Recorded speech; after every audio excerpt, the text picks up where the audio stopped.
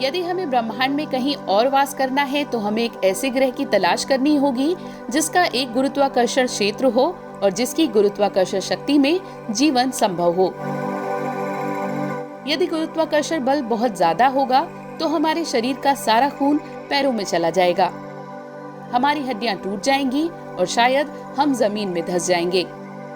इसलिए किसी नए ग्रह पर जाने से पहले ये जरूरी है कि हम मानवीय शरीर की गुरुत्वाकर्षण सीमाओं का पता लगाएं।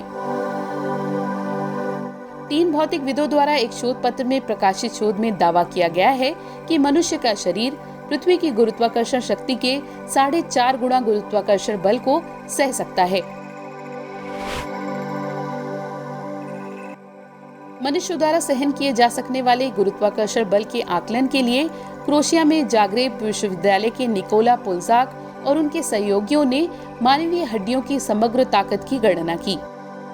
औसत स्तनधारी हड्डियों के आधार पर उन्होंने आकलन किया कि मनुष्य का कंकाल पृथ्वी की गुरुत्वाकर्षण शक्ति का 90 गुना ज्यादा बल झेल सकता है, लेकिन ये तब तक जब तक कि वो शांत खड़ा हो। जैसे ही वो दौड़ना शुरू करता है, झुकाव और मोड़ के कारण हमारी हड्डियों पर तनाव 10 गुना बढ़ जाता है। इसका माने ये है कि हम किसी ग्रह पर तभी दौड़ सकते हैं जब उसकी गुरुत्वाकर्षण शक्ति पृथ्वी की तुलना में अधिकतम 10 गुना हो। इसके बाद हमारी हड्डियां चटकने लगेंगी।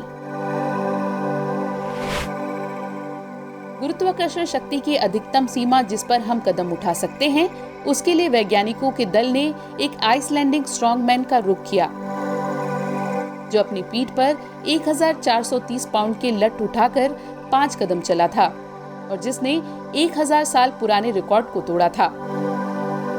पुल्जाक के मुताबिक स्ट्रॉन्गमैन का पैर तुलना करने के लिए अच्छा है, क्योंकि एक मजबूत ग्रेविटेशनल फील्ड में आपके पैर और महत्वपूर्ण मांसपेशियों पर भार वैसा ही महसूस होता है जैसे अपने कंधों पर भारी बोझ उठाया हो।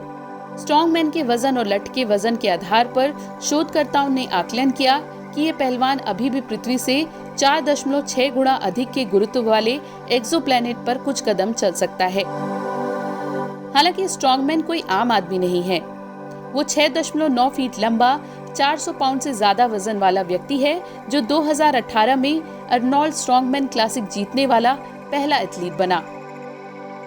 शोधकर्ताओं ने आकलन किया है कि एक औसत इंसान के संदर्भ में पृथ्वी के गुरुत्वाकर्षण की तुलना में 3 से 4 गुना अधिक गुरुत्वाकर्षण वाले एक्सोप्लैनेट को लक्ष्य बनाना ज्यादा व्यवहारिक होगा।